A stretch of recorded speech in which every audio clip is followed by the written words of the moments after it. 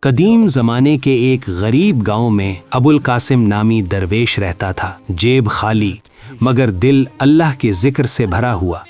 گھر میں بیمار بیوی زہرا، کئی دنوں سے فاقے مگر لبوں پر شکوہ نہیں، صرف صبر۔ ایک دن ایک زمیندار نے سخت مزدوری پر بلا لیا۔ جلتا سورج، بھوک سے نڈھال جسم اور زمین پر چلتی کدال۔ اچانک ٹھک، کدال کسی دھات سے ٹکرائی، مٹی ہٹائی تو سانس رک گیا۔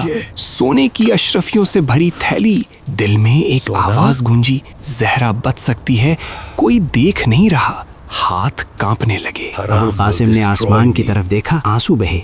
یا اللہ، حرام سے ملنے والی شفا نہیں، عذاب ہے۔ وہ تھیلی اٹھا کر زمیندار کے پاس پہنچ گیا۔ زمیندار حیران رہ گیا۔ تب اس نے کہا، یہ سونا میں نے آزمائش کے لیے چھپایا تھا اور تم کامیاب ہو گئے۔